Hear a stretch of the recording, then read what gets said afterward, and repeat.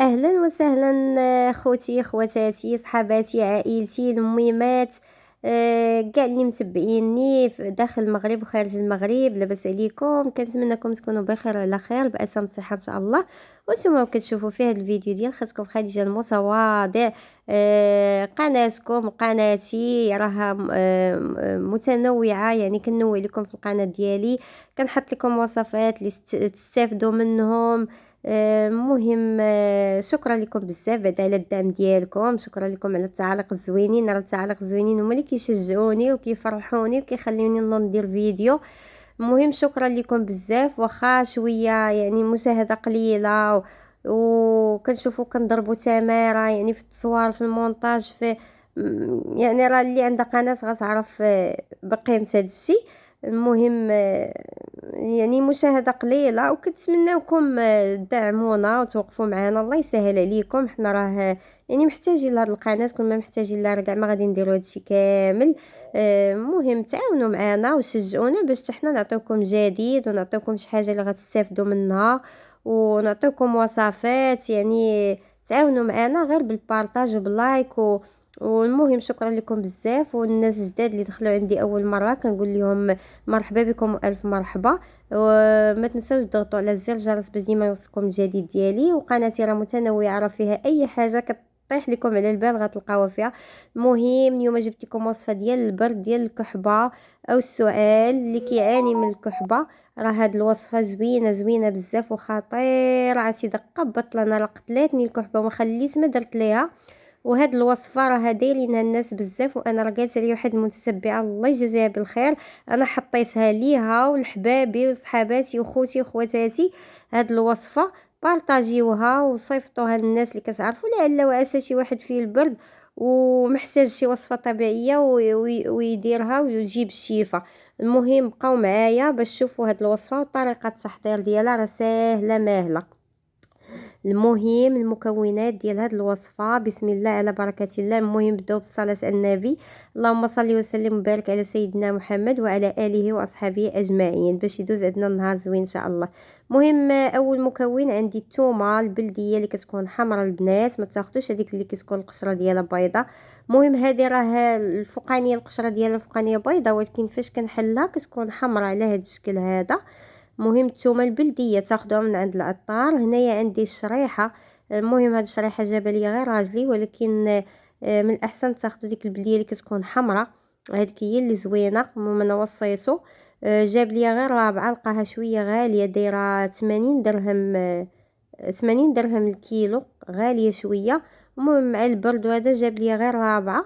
ان شاء الله غنجربها. ومهم انا راني جربتها ووافقاتني، وقلت علاش لي ما نحطاش مع المتتبعين ديالي ونشاركها مع خوتي وخواتاتي ويبارطاجيوها، لعل وعسى شي واحد يديرها ويتشافى عليها ويشكرني ويترحم لي الوالدين. المهم شديت الشريحه، راني رطبتها باش دغيا طيب ليا. رطبتها في شويه ديال الماء. المهم بعد ما رطبت راه كتشوفوها تنفخات صافي. هنايا غادي نجيب شي كسكاس اللي غادي نفورها فيه، وكنبدا نحيد ليه هذيك النباسه اللي الفوق. هي راه غسلتها مزيان، كيكون فيها بحال التراب بحال الغبره كتكون فيها. ضروري تغسل مزيان البنات، حقاش غنطحنوها بكل شيء ليها، يعني غناكلوها. اي حاجه غادي ناكلوها ندخلها الكاشنه تتغسل مزيان. المهم غنحيدوا لها ديك النباسه ديالها مزيان. راها نقيه دابا ما فيها حتى شي حاجه. طريقة سهلة وزوينة، راه مزيانة للفقر الدم، مزيانة للناس اللي عندهم نقص الفيتامين دي، مزيانة للكحبة، مزيانة للبرد، مزيانة للأمعاء. يعني اللي عنده مشكل في المصران وهذا راه كداوي المصران التوبة وهذا الثومة والشريحة. المهم هنايا الشريحة الثومة شديتها حطيتها مع الشريحة في الكسكاس، يعني بالقشرة ديالها كيف ما كتشوفوا. ضروري تكون بالقشره ديالها، حتى مازال من غادا تفور دغيا غتحيد لها ديك القشره ديالها، غتحيد غير بوحدها. صافي هنايا راه تقريبا شي 15 دقيقه ولا ثلث ساعه دغيا طابت ليا. نديروها في الكسكاس بحال هكا، ديروا البرمه فيها شويه ديال الماء صافي، وديروا هذيك الشريحه والثومه تفور مزيان. تحسوا بديك الثومه صافي بدات كتمعس، صافي راه عرفوها راه طابت. كيف بحال هكا توركوا عليها بصبعكم تمعسات صافي راه طابت. صافي هنايا غتحيدوا لها ديك الجلفه ديالها بسهوله، يعني صافي راه تبخرات مزيان صافي. المهم هنايا كنحيدوا ليها القشره ديالها. سمحوا لي على النوبات كنكون نهضر حتى كنتلف انا، راه الفيديو ديالي ما كندير ليه، ما كنقص ما كنزيد، يعني هضرتي كما هكا كما كنحطها. المهم ما تديوش عليا وصافي. ايوا المهم كنتمنى تعجبكم هاد الوصفه وتعاونوا مع خاتكم الا عجباتكم، تعاونوا معايا. الله يجازيكم بالخير لايكات البنات. كاينين شي بنات كيتفرجوا كينساو اللايكات مهمين. المهم هنايا كنشدو شي مولينيكس ولا الميكسور ولا اللي عندك. انا ما عنديش ميكسور، عندي غير الضرب الكهربائي. غادي ندير فيه هذيك الشريحه ديالي وغندير فيه الثومه ان شاء الله صافي، وغادي نطحنهم.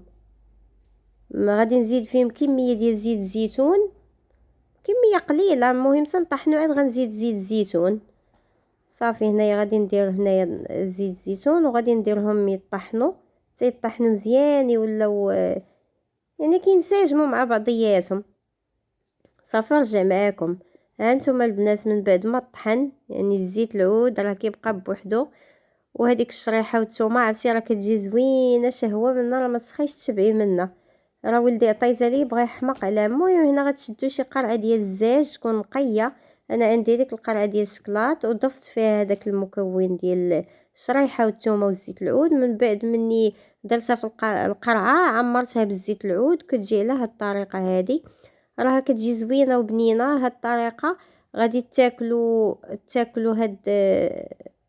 هاد الوصفه غادي تاكلوها معلقه الصباح ومعلقه في الليل. معلقه الصباح ملي تفيقوا قبل الفطور، وتخليو شي ساعه بحال هكاك ولا نص ساعه عاد فطروا. ومعلقه في الليل ملي تبغيو تنسوا معلقه كبيره صافي، ونعسوا بالشفاء والعافيه ان شاء الله يا ربي امين. راه زوينه دقه بطله. انا عرفتي درتها تبعتها 3 ايام ولا 4 ايام الحمد لله الكحبه ما بقاتش، وحتى ولدي ما بقاش كيكحب الحمد لله.